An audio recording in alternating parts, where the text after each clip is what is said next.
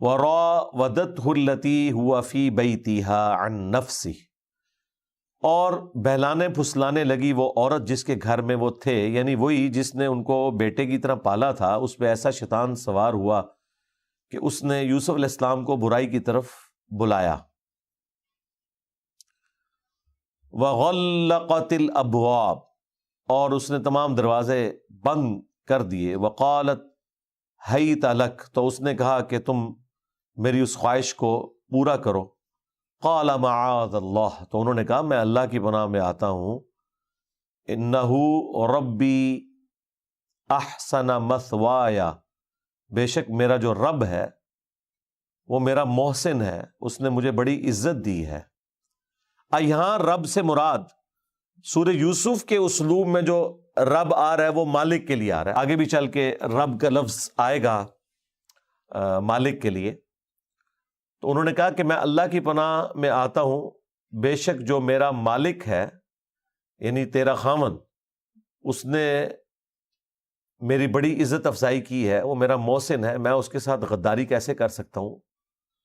اور اگر یہ ربی سے مراد آپ اللہ کی طرف لے جائیں تب بھی درست ہے، دونوں باتیں بیک وقت درست ہیں، لیکن اکثر جو ترجمہ کرنے والے ہیں انہوں نے ربی کی ضمیر لوٹائی ہے اس کے خاوند کی طرف، اس عورت کے خاوند کی طرف جو کہ یوسف علیہ السلام کا مالک بھی تھا۔ انہ لا یفلح الظالمون، بے شک جو ظلم کرنے والے ہیں وہ کبھی فلاح نہیں پا سکتے۔ وَلَقَدْ هَمَّتْ بِهِ، اور بے شک اس عورت نے برائی کے ساتھ قصد کیا اس کا، یوسف کا۔ وَهَمَّ بِهَا، اور یوسف بھی اس عورت کا قصد کر لیتا۔ لولا ان رأى برہان ربہ، اگر وہ اپنے رب کی روشن دلیل نہ دیکھ لیتا۔ اس سے یہ بات بھی پتہ چلی کہ یوسف علیہ السلام بھی برائی کر سکتے تھے اگر اللہ تعالیٰ اسپیشل ان کی پروٹیکشن نہ کرتا۔ اور دوسرا، مرزانہ طور پر یوسف علیہ السلام کو اللہ تعالیٰ نے کوئی ایسی چیز دکھائی جس کی وجہ سے وہ اس برائی سے بچ گئے۔ ظاہر ہے کوئی سبب تو اللہ تعالیٰ نے بنانا ہوتا ہے۔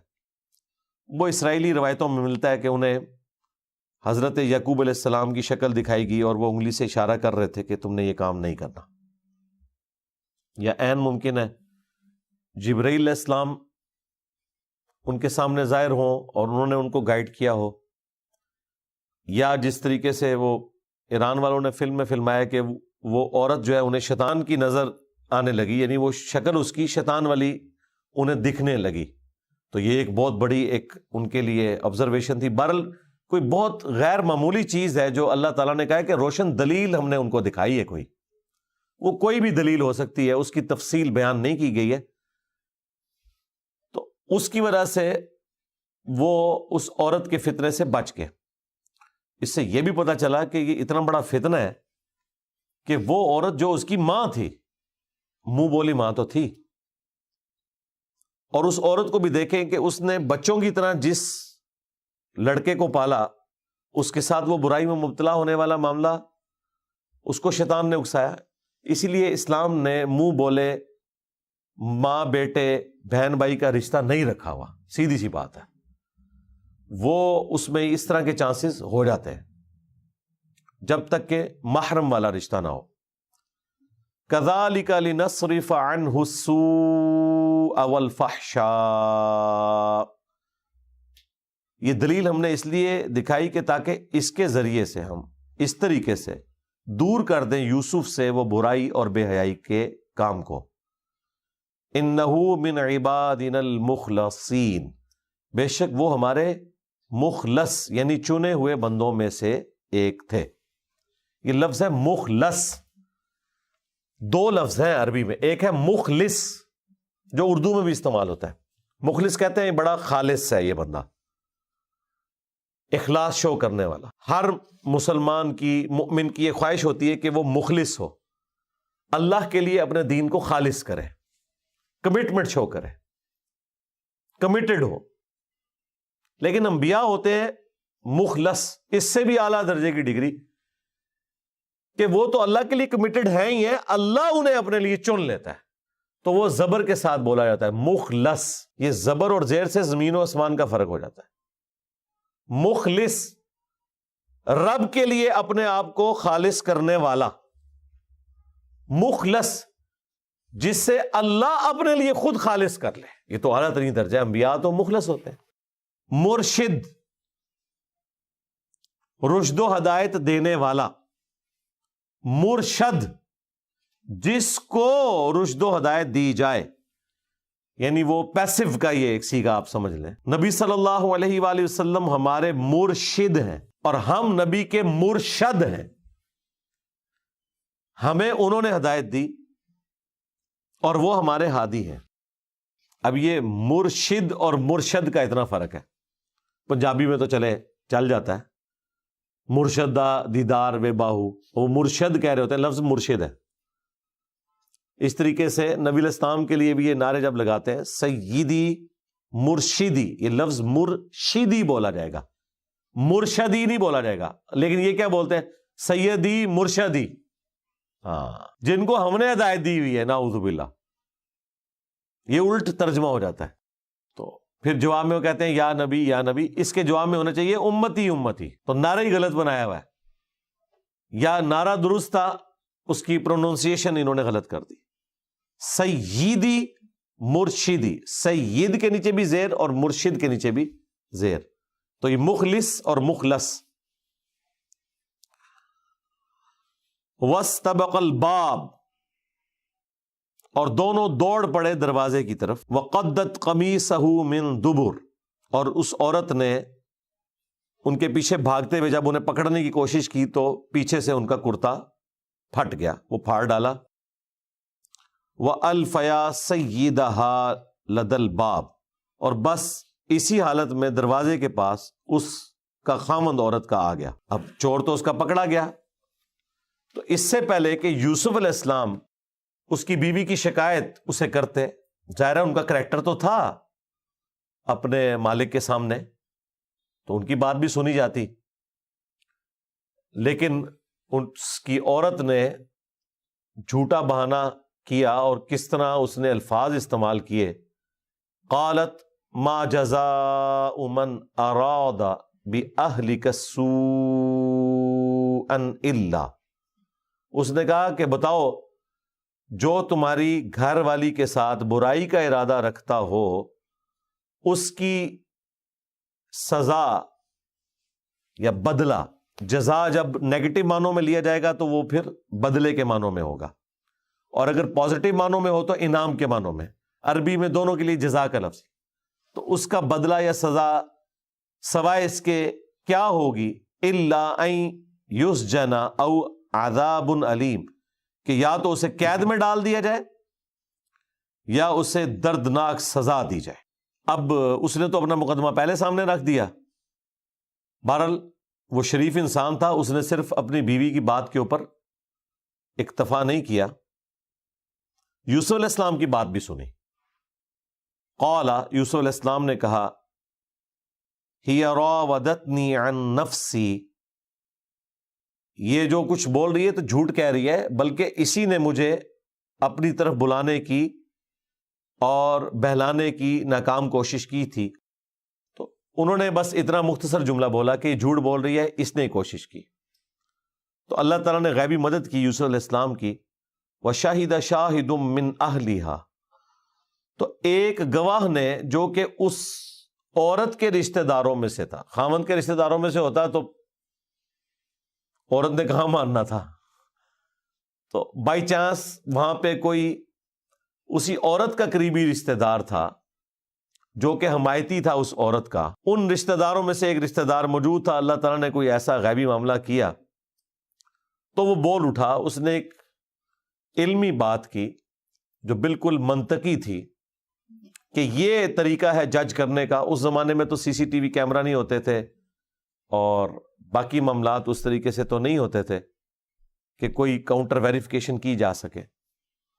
ایران والوں نے ویسے فلم کے اندر یہ فلمایا کہ وہ کوئی ایک شیرخوار بچہ تھا، نیو بورن بیبی تھا جو بول بھی نہیں سکتا تھا. تو وہ بول اٹھا اور اس نے یہ بات کی جو اگلی بات رپورٹ ہوئی ہے.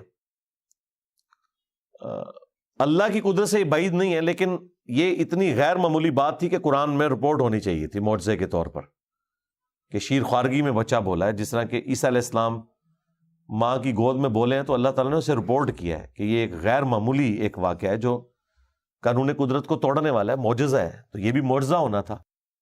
اور دوسری بات یہ ہے کہ اگر اس طرح کا کوئی واقعہ ہوا ہوتا تو یہ ایک اتنا غیر معمولی واقعہ تھا کہ اس کے بعد تو وہاں لوگوں کو سمجھ لینا چاہیے تھا کہ یوسف علیہ السلام کوئی عام انسان نہیں ہے، اور وہیں سے ان کی دعوت کا آغاز بھی ہو جاتا۔ سب سے پہلے تو عزیز مصر ان کا کلمہ پڑھ کے مسلمان ہو جاتا، تو ایسی کوئی بات رپورٹ نہیں ہوئی۔ اس سے لگتا ہی ہے کہ وہ کوئی سیانہ آدمی تھا، سمجھدار، کوئی سینئر آدمی تھا جس کے پاس عقل و دانش تھی، اور اس نے مشورہ دیا اپنا۔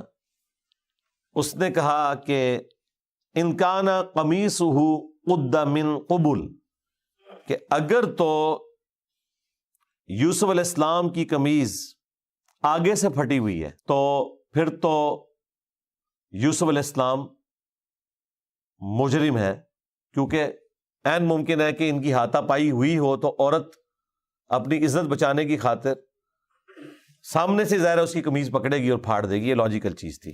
فصدقت وہو من الکاذبین، تو پھر وہ عورت جو ہے وہ سچ کہہ رہی ہے اور یوسف جو ہے وہ جھوٹوں میں ہے اگر وہ یہ بات کر رہا ہے۔ وَإِن كَانَ قَمِيصُهُ قُدَّ مِن دُبُرٍ، اور اگر قمیض پیچھے سے پھٹی ہوئی ہے تو یہ تو پھر سیدھا اشارہ ہے کہ یوسف نے بھاگنے کی کوشش کی اور اس عورت نے اسے اپنی طرف کھینچا ہے۔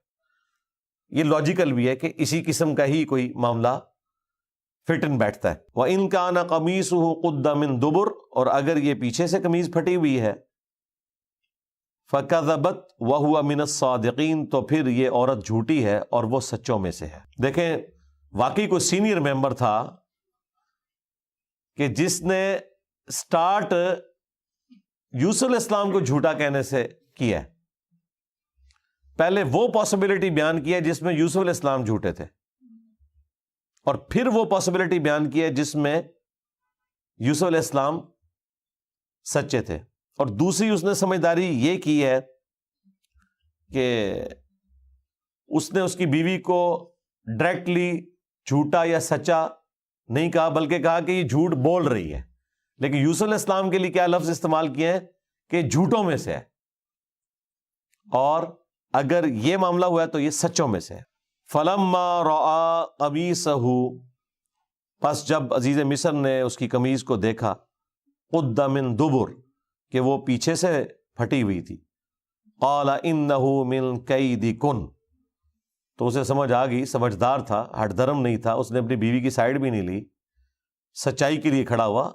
ظاہر ہے کہ یہ اتنی بڑی بڑی سلطنتیں انصاف کے اوپر ہی چل رہی تھیں، بے دینی کے باوجود انصاف اور عدل کی وجہ سے ہی تو کامیاب تھیں۔ تو جب اس نے دیکھا کہ قمیض پیچھے سے پھٹی ہے تو قال انہ من کیدکن، کہ یہ تم عورتوں کا ہی فریب ہے، ان کیدکن عظیم، اور بے شک تم عورتوں کا مکر و فریب انتہائی خطرناک ہوتا ہے۔ وہی یعنی فوراً اپنے آپ کو مظلوم ثابت کرنا، آنسو نکل آنا، اپنی بات میں وزن پیدا کرنے کے لیے چیخو پکار کرنا شروع کر دینا، بہانے بنانا شروع کر دینا، تو یہ عورتوں کی ایک اللہ تعالیٰ نے خوبی، میں کہوں گا کہ خامی نہیں کہوں گا، خامی تو آخرت کے پوائنٹ آف ویو سے ہے، دنیا میں تو ایک خوبی ہے کہ وہ اپنی بات میں سچا ہونے کے لیے اس طرح کے راستہ اختیار کر لیتی ہیں۔ دیکھیں وہ کہہ رہے ہیں کہ ان کیدکن عظیم، بے شک تم عورتوں کی جو فریب کارانہ چالیں جو ہیں وہ بڑی پہنچی ہوئی چالیں ہوتی ہیں۔ یوسف، اور پھر عزیز مصر نے یوسف علیہ السلام سے کہا اعرض عن ھذا، تو ایک اچھا انسان ہے، اس معاملے کو جانے دو، یعنی یہ جو گھر کے اندر معاملہ ہوا ہے یہ پردے میں ہی رہے، تم نے باہر کسی سے بات نہیں کرنی، اس معاملے کو یہیں دفن کر دو۔ ظاہر ہے کہ اتنی تو اس نے اپنی بیوی کو فیور دی کہ اسے سزا نہیں دی، ناراض تو ہوا ہوگا، فلم میں تو انہوں نے دکھایا کہ وہ مرتے دم تک پھر ناراض ہی رہا ہے، بس ضرورتاً یہ گفتگو کرتا تھا، اور یہ ریالٹی بھی لگتی ہے اسی طرح ہی ہوا ہوگا کہ ایک عورت کو اتنی عزت سے رکھا ہو اتنے بڑے منصب کے اوپر، اور پھر وہ اس قسم کی حرکت کرے. اور اپنی بیوی سے اس نے کہا وَاسْتَغْفِرِي لِذَنبِكَ، کہ تو اپنے گناہ کی معافی مانگ، اِنَّكِ كُنتِ مِنَ الْخَاطِئِينَ، بے شک تو ہی قصورواروں میں شامل ہے. اب یہ گناہوں کی معافی کوئی اللہ سے مانگنے والی نہیں تھی، یا شاید کوئی ٹوٹی پوٹی فارم میں ان کے جو دیوتا ہوں گے. پلس یہ کہ حقوق العباد والا جو معاملہ ہے وہ تو ظاہر ہے انصاف کا تھا. عین ممکن ہے اس نے یہ کہا ہو کہ تم یوسف سے معافی مانگو اپنے اس گناہ کی جو تم نے الزام لگایا. اب یہ معاملہ تو گھر کے اندر ہوا، لیکن خبر لیک ہو گئی، جس طرح آج کل ویڈیوز لیک ہو جاتی ہیں. اور وہ خبر کس طرح لیک ہوئی ہوگی؟ یقیناً یوسف علیہ السلام نے تو نہیں کی، اور عزیز مصر نے بھی نہیں کی ہوگی، اور اس عورت نے بھی نہیں کی ہوگی، کیونکہ باہر سے لوگوں نے پھر باتیں کرنی تھی کہ یہ اپنے غلام کے ساتھ اس طرح کا معاملہ کر رہی ہے. یہ بھی ایک گالی پڑھنی تھی اس کو. تو گھر میں جو کام کرنے والی ہیں ان کے ذریعے خبر لیک ہو گئی. ظاہر ہے وہ گھر کے اندر سنتی ہیں، اور پھر وہ خبر جو لیک کرتی ہیں نا، جس کو بھی بتاتی ہیں ساتھ کہتی ہیں کہ اگے نہیں دسنا.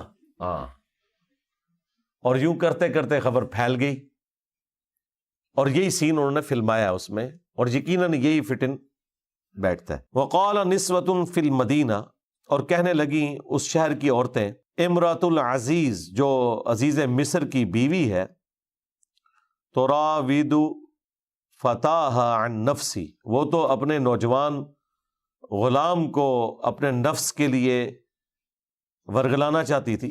اور یہ وہ ٹونٹ کے طور پہ بات کر رہی ہیں کہ دیکھو کتنی گئی گزری ہے کہ اس نے یہ برائی والا جو معاملہ ہے وہ بھی اپنے غلام کے ساتھ کیا ہے. قد شغفها حبا، بے شک غلام کی محبت اس کے دل میں گھر کر گئی ہے. انا لنراها فی ضلال مبین، یہ تو بالکل ہی گئی گزری ہے، گمراہی میں ڈوب چکی ہے. اب یہاں پہ گمراہی میں ڈوبنا یہ نہیں ہے کہ وہ اسے کوئی گناہ کے طور پر، یعنی ایک ہماری جو نارمز چل رہی ہیں معاشرے کی اس کے اعتبار سے، تو مطلب اتنی گئی گزری ہے یہ ان معنوں میں. اب ظاہر ہے عورتوں کی چالیں تو پھر ہیں نا، اب دیکھیں نا وہ عورت کیسی چال چلتی ہے ان کے ساتھ.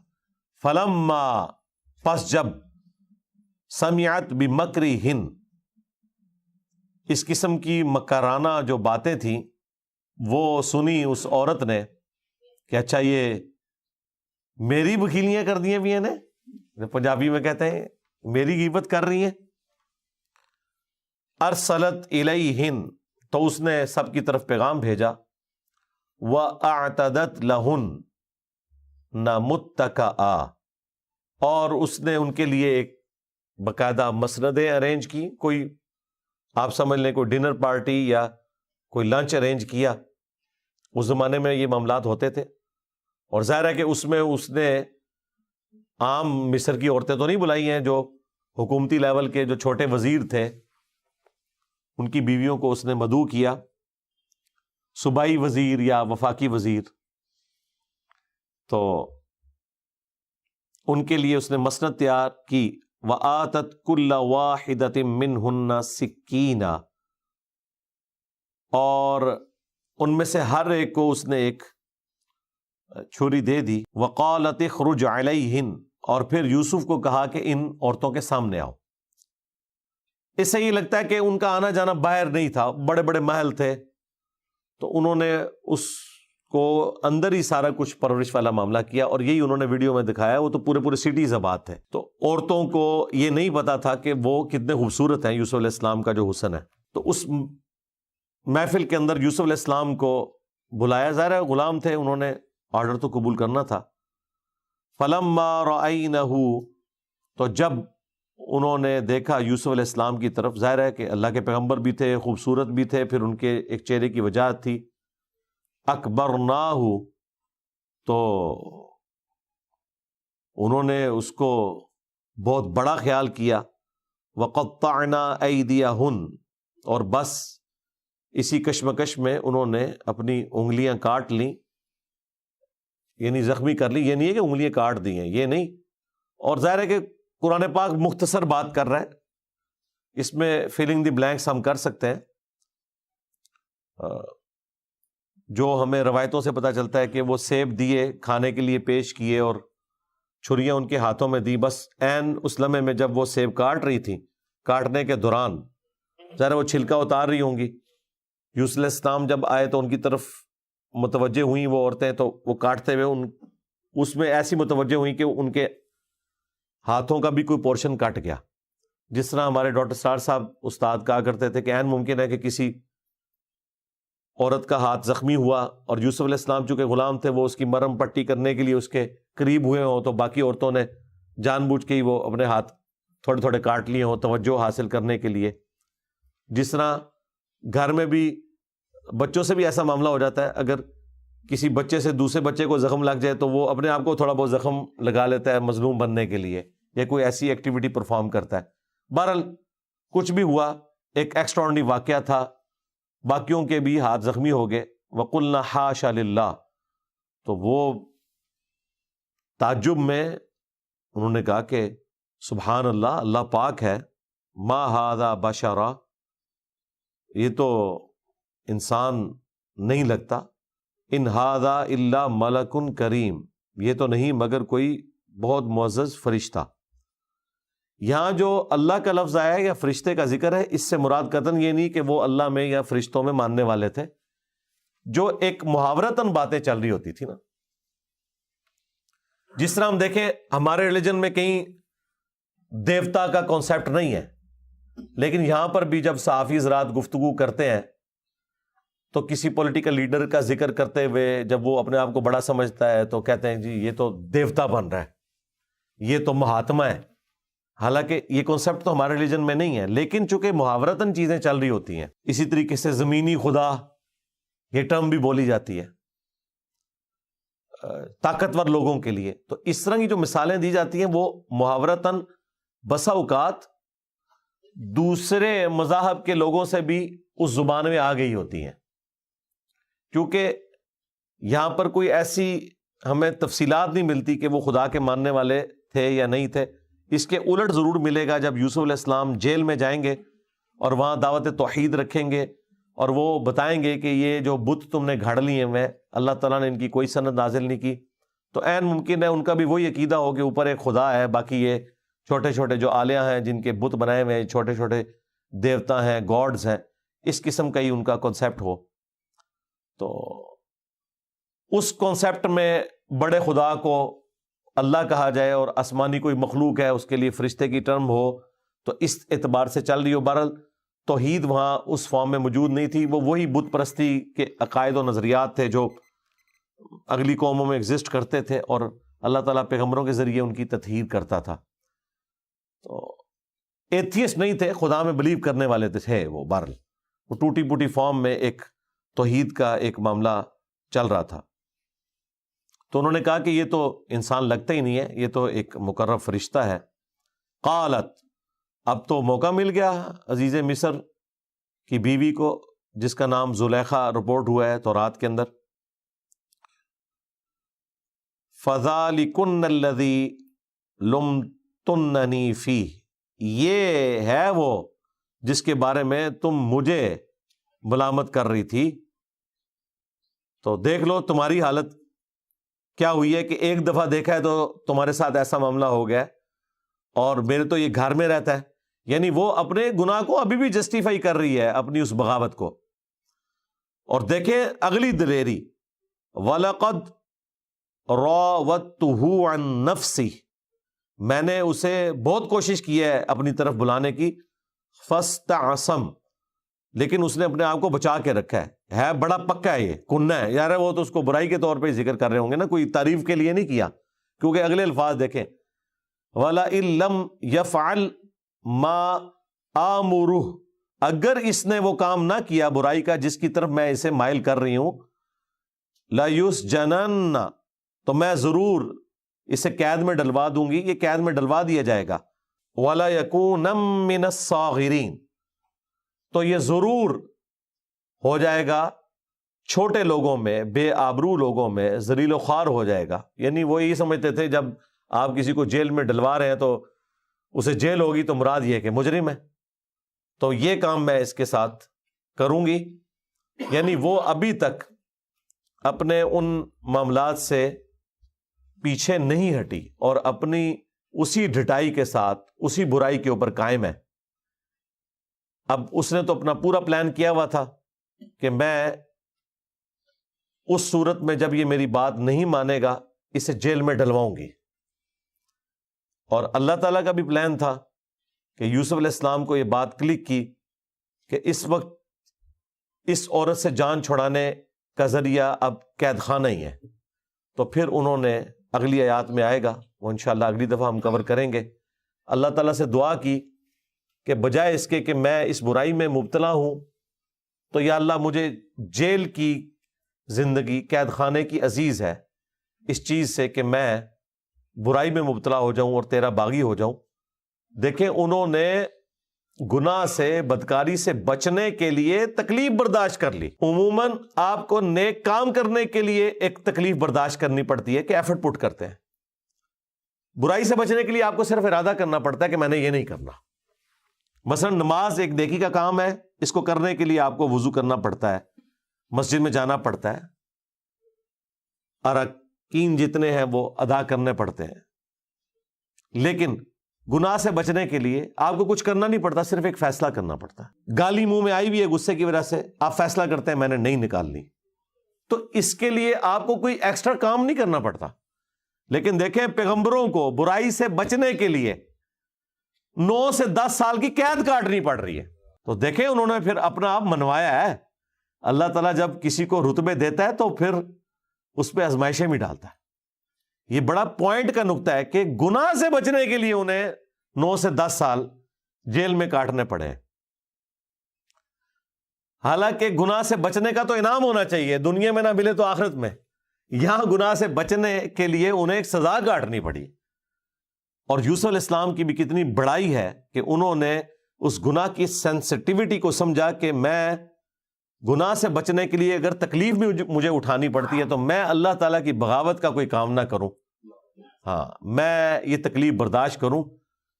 یہ 9-10 سال تو آپ امیجن نہیں کر سکتے. ایک جوان شخص کی جوانی کا گولڈن پیریڈ، اور کوئی غلط کام بھی نہیں کیا، غلط کام سے اپنے آپ کو بچایا، اس کی سزا کاٹنی پڑ رہی ہے. اور اس زمانے کی جیل میں آج کل نہیں جیل کاٹی جاتی.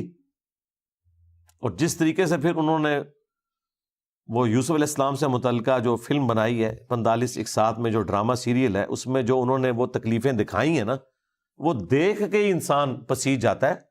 حالانکہ انہوں نے تو چند ایک سین فلمائے ہیں، ان کی تو زندگی کے 9 سے 10 سال، کیونکہ بضع سنین آیا، ایک ایک دن سورج طلوع ہونے سے لے کر غروب ہونے تک اور رات پوری کس تکلیف میں انہوں نے کاٹی ہوگی آپ امیجن بھی نہیں کر سکتے. اس ماڈرن دور میں جہاں جیل خانوں میں پنکھے بھی لگے ہوتے ہیں، باقی فیسلٹیز بھی، کھانا بھی ملتا ہے، وہاں پر بھی اگر سورج کی روشنی نہ آئے، دن رات کا آپ کو پتہ نہ چلے، تو انسان وقت سے پہلے بوڑھا ہو جاتا ہے. اور کیا اس کے اوپر گزرتی ہے. اور وہاں پر جب سیکنڈ جو سب سے بڑی پوسٹ ہے عزیز مصر، اس کی طرف سے وہ بندہ ریفر ہوا ہو جیل خانے میں، تو چھڑانا اس کو کس نے؟ سب سے بڑی پوسٹ کی طرف سے وہ ریکمینڈ ہوا ہے جیل خانے کے لیے. تو پھر اللہ تعالیٰ نے ان کو اس تکلیف سے گزارا الٹیمیٹلی، اور خود انہوں نے دعا کی کہ یا اللہ ٹھیک ہے مجھے جیل کی زندگی منظور ہے. قال رب السجن احب الی مما یدعوننی الیہ. یوسف علیہ السلام نے اپنے رب کے حضور دعا کرتے ہوئے عرض کیا کہ اے میرے پروردگار، مجھے قید خانہ، جیل قبول ہے اس گناہ کے بسبب کہ جس کی طرف یہ مجھے بلا رہی ہے، اس کے اگینسٹ، اس سے بچنے کے لیے مجھے جیل قبول ہے. وَإِلَّا تَصْرِفْ عَنِّي، اور اگر تو نے اپنے محض عنایت سے اس فتنے سے مجھے نہ بچایا، کیدہن، جو ان کی چالیں ہیں ان عورتوں کی، اور یہ جمع کے صیغے سے تو یہی لگ رہا ہے کہ یہ باقی عورتیں بھی اس میں شامل ہو گئیں. پہلے تو ایک ان کے اوپر مسلط ہوئی تھی، اب یہ باقی عورتیں بھی اس میں شامل ہو گئیں. اصب الیہن واکم من الجاہلین، تو کہیں ایسا نہ ہو کہ میں ان کے اس جال میں پھنس جاؤں اور نادانوں میں شامل ہو جاؤں. یہ یوسف علیہ السلام کی عاجزی تھی کہ انہوں نے اپنے نفس کی برائی سے بچنے کے لیے اپنے نفس کو اپنے رب کے حوالے کیا اور کہا کہ میں اپنی مرضی سے اس گناہ سے نہیں بچ سکتا، اے اللہ تو ہی مجھے بچا۔ المستدرک للحاکم کے اندر ایک حدیث ہے جو ہم نے اپنے بلو کارڈ کے اوپر بھی ڈالی ہے۔ سیدہ فاطمہ سلام اللہ علیہا سے نبی الاسلام نے فرمایا، اے میری بیٹی، تو مجھ سے کیوں نہیں وہ تحفہ لیتی؟ اور وہ تحفہ تھا دعا کا۔ تو انہوں نے عرض کیا کہ ابا جان ضرور دیں۔ تو نبی الاسلام نے فرمایا کہ صبح و شام ایک دفعہ یہ پڑھ لیا کرو، یا حی یا قیوم برحمتک استغیث اصلح لی شأنی کلہ ولا تکلنی الی نفسی طرفۃ عین۔ اے خود سے زندہ ہر چیز کو تھامنے والے، میں تیری رحمت کے ساتھ تیری مدد کا سوال کرتا ہوں۔ یا حی یا قیوم برحمتک استغیث، اگلے الفاظ جو ہیں کمال کے ہیں۔ اصلح لی شأنی کلہ، میرے لیے اصلاح فرما دے ہر عمل کے اندر۔ ولا تکلنی الی نفسی طرفۃ عین، اور اے اللہ مجھے پلک جھپکنے کے برابر بھی کبھی میرے نفس کے سپرد نہ کرنا، تو نہیں مجھے سنبھالنا ہے۔ یہ ایسی کمال کی دعا ہے، یہ صبح و شام کے اذکار میں ہم نے اسی لیے ڈالی ہوئی ہے کہ یہ سیدہ فاطمہ کو نبی الاسلام نے بلا کے کہا کہ بیٹی لے لے مجھ سے یہ دعا۔ خاتون جنت کو یہ دعا تعلیم کی گئی۔ یہاں پہ بھی دیکھ لیں یوسف علیہ السلام کیا کہہ رہے ہیں کہ اے اللہ اگر تو نے مجھے ان کی چالوں سے نہ بچایا تو میں گناہگاروں میں شامل ہو جاؤں گا، تو ہی میرا پشت پناہ بن جا۔ اور پشت پناہ جب اللہ تعالیٰ ہو تو بغیر اسباب کے بھی کوئی بچنے کی سبیل نکال سکتا ہے، لیکن یوسف علیہ السلام کو بھی پتا تھا کہ یہ جو میری ریکویسٹ ہے وہ کسی اور تکلیف کے ساتھ ضرور جڑی ہوئی ہوگی، کیونکہ دنیا کو اللہ نے اسباب کے ساتھ جوڑا ہے۔ وہ ویسے بھی تو دعا کر سکتے تھے، اے اللہ مجھے جیل سے بھی بچا لے، ان عورتوں سے بھی بچا لے، جس طرح ہم جتنی کیلکولیٹڈ دعائیں کرتے ہیں نا، یا اللہ یہ بھی نہ ہو، یہ بھی نہ ہو، یہ بھی نہ ہو۔ ایسا تو نہیں ہوتا بھائی۔ وَلَنَبْلُوَنَّكُمْ بِشَيْءٍ مِّنَ الْخَوْفِ وَالْجُوعِ وَنَقْصٍ مِّنَ الْأَمْوَالِ وَالْأَنفُسِ وَالثَّمَرَاتِ، یہ اللہ نے ضرور آزمانا ہے۔ تو پیغمبر چونکہ اعلیٰ درجے کی توحید رکھتے ہیں، انہیں اللہ تبارک و تعالیٰ کی شناخت ہوتی ہے، تو انہیں یہ پتہ ہوتا ہے کہ یہ چیزیں پھر کسی تکلیف کے ساتھ جڑی ہوں گی۔ بخاری مسلم میں حدیث ہے کہ مسلمان کو جو کوئی بھی تکلیف پہنچتی ہے، کوئی دکھ، درد، اندیشہ، کوئی ذہنی ٹینشن، حتیٰ کہ پاؤں میں کانٹا بھی چبھ جائے تو اس کے بدلے بھی اللہ تعالیٰ اس کے گناہوں کو معاف فرما دیتا ہے۔ تو یہ تکلیفوں کے ساتھ معاملہ جڑا ہوا ہے۔ بلکہ بخاری میں تو ایک بڑی حیران کن حدیث ہے کہ نبی علیہ السلام نے فرمایا کہ اللہ تعالیٰ جس کے ساتھ بھلائی کا ارادہ فرماتا ہے اسے تکلیف میں مبتلا کر دیتا ہے۔ یہ بڑی حیران کن بات ہے۔ ایک تو وہ حدیث ہے نا کہ اللہ تعالیٰ جس کے ساتھ بھلائی کا ارادہ فرماتا ہے اسے دین کی فقہ عطا فرما دیتا ہے، وہ بھی بخاری میں حدیث۔ یہ بھی بخاری میں کہ جس کے ساتھ بھلائی کا ارادہ فرماتا ہے اس کو تکلیف میں مبتلا کر دیتا ہے۔ ان مع العسر یسرا، ان مع العسر یسرا، ہر مشکل کے ساتھ آسانی ہے، ہر مشکل کے ساتھ آسانی ہے۔ اس کو وائس ورسا کر لیں، ہر آسانی کسی مشکل کے بعد آنے والی ہے، ہر آسانی کسی مشکل کے بعد آنے والی ہے۔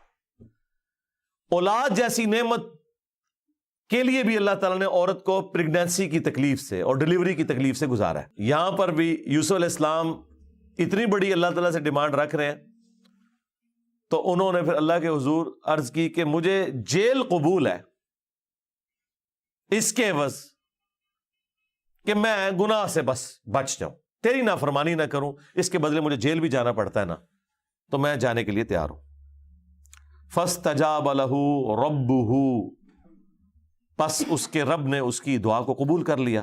فَصَرَفَ عَنْهُ كَيْدَهُنَّ، اور ان عورتوں کے مکر و فریب کو اس سے دور کر دیا۔ إِنَّهُ هُوَ السَّمِيعُ الْعَلِيمُ، بے شک وہی سننے والا ہے، علم والا ہے۔ یعنی سننا، علم رکھنا اور اس کے بعد کسی کو نوازنا، یہ صرف اللہ کی خوبی ہے۔ اس لیے تو ہمارے محبوب علیہ السلام نے جو ہمیں دعا سکھائی ہے ابو داؤد میں، ترمذی میں، اعوذ باللہ السمیع العلیم من الشیطان الرجیم، یہ سمیع اور علیم نبی علیہ السلام نے اعوذ باللہ کے ساتھ اٹیچ کیا ہے۔ اعوذ باللہ السمیع العلیم من الشیطان الرجیم من ہمزہ ونفخہ ونفثہ، بسم اللہ الرحمن الرحیم. تو یہاں پر اللہ تعالیٰ نے دعا قبول کر لی. کسی کے ذہن میں یہ وسوسہ آ سکتا ہے کہ یہ دعا قبول ہوئی ہے اس جیل کے بس، تو اس میں یوسف علیہ السلام کے اوپر اللہ تعالیٰ نے کون سی عنایت کر دی؟